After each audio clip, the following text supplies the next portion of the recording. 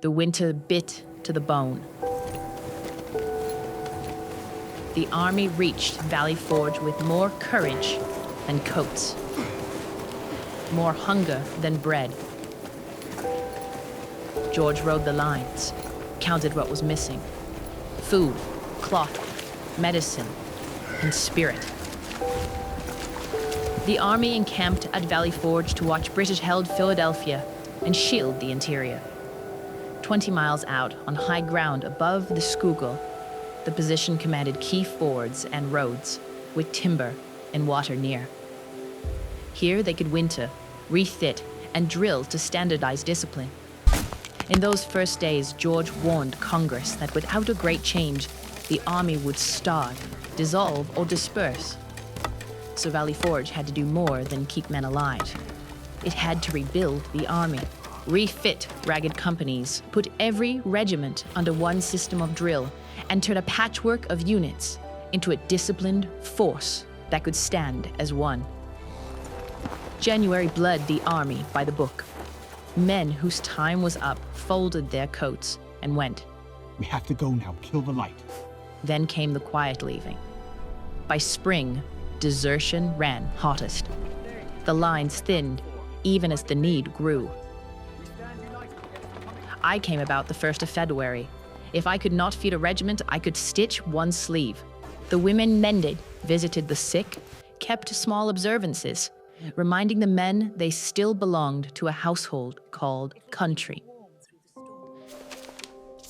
During the winter, some officers and members of Congress exchanged letters attacking George's leadership. General Thomas Conway and his allies argued he should be replaced. A faction in Congress and beyond thought to replace him while the men starved. That was the second enemy, the one within.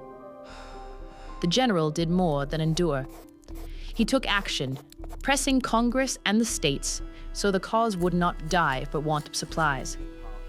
He backed Nathaniel Greene, the quartermaster general. Congress appointed him in March. And soon, wagons returned to the roads, bringing enough supplies for the men to train properly.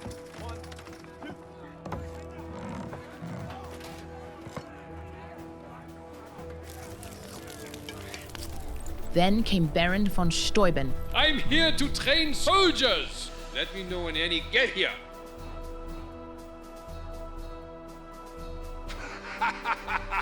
Brisk and blunt, a providence in a blue coat. He carved order from misery. Rücken gerade!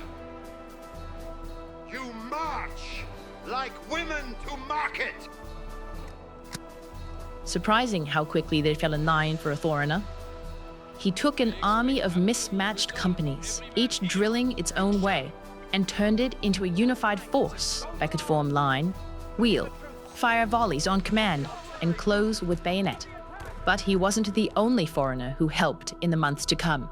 We also had a young French Marquis, Lafayette, eager and brave. The Board of War dangled bright commands, even schemes, far from camp, to pull him from the general's side. He chose fidelity. In a winter of shortages, loyalty was the rarest supply.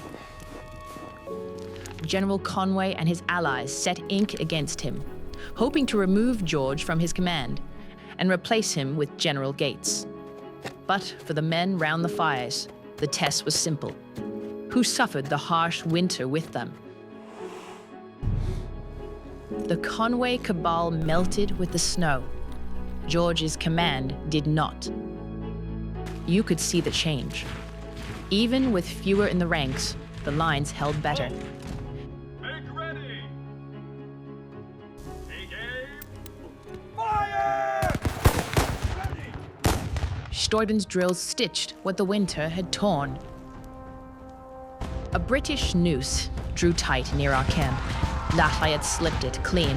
Pass the defy in the rear. March! His men moving with the steadiness we had prayed for. That was not luck, I heard returning to the lines. It was practice made courage. On the 6th of May, the muskets spoke for France. of Foudezois ran the length of the Grand Parade, volley answering volley like a river of sound. For the first time that season, cheer rode farther than smoke. We were still thin, still grieving, but no longer the same. The suffering had tested our vow. Reform steadied our hand. Discipline gave it purpose. By mid-June, the huts stood empty behind us. Wagons creaked, ranks stepped off. The army that marched from Valley Forge was not the army that entered it.